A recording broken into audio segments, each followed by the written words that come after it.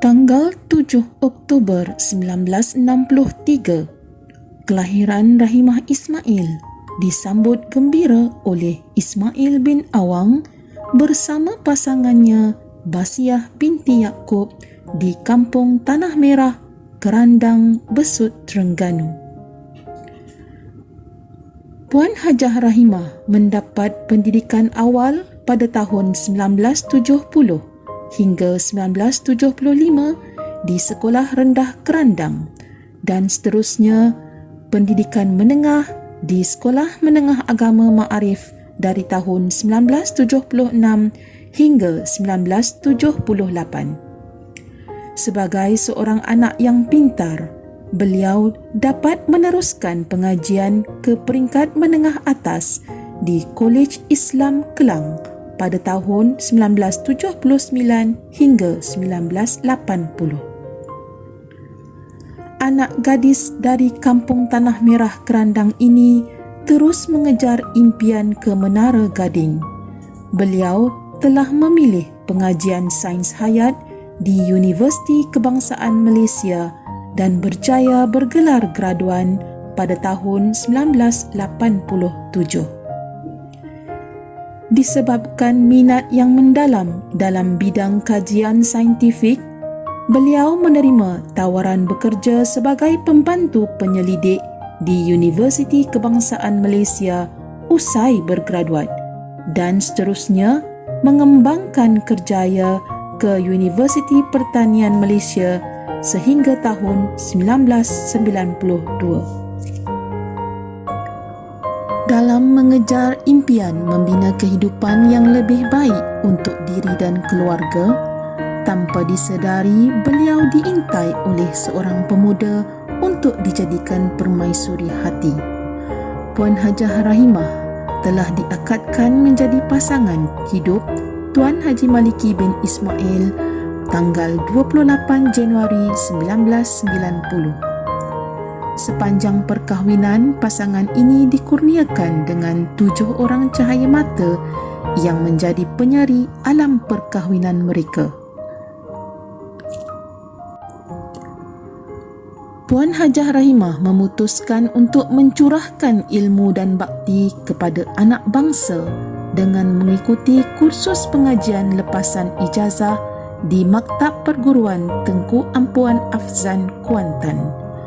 Usai berkursus, beliau ditempatkan di SMK Teluk Panglima Garang, Banting, Selangor pada 23 Jun 1993. Beliau juga telah berkhidmat sebagai guru di SMK Jugra Banting pada tahun 1996 hingga 1997.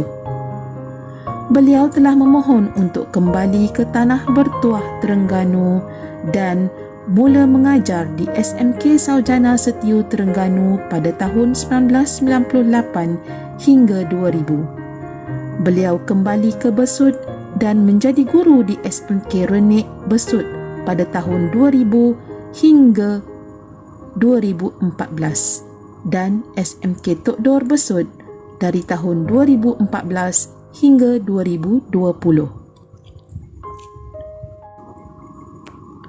Sepanjang perkhidmatan, Cikgu Rahimah dikenali sebagai seorang guru yang tegas dan petah berbicara.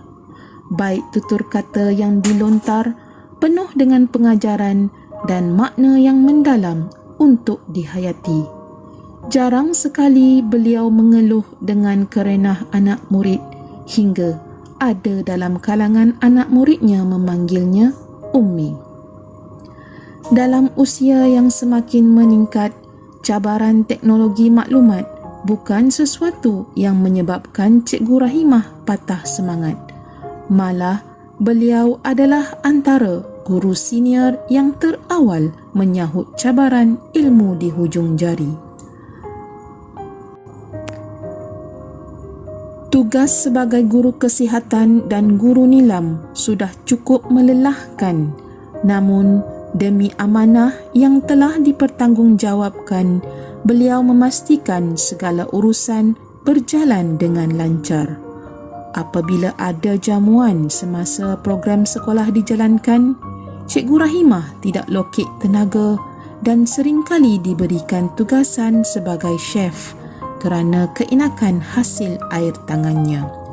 Beliau juga sering dipotretkan sebagai seorang kakak yang banyak memberi teguran dan tunjuk ajar serta nasihat yang sangat berguna kepada adik-adik guru yang baru bertatih dalam bidang pendidikan.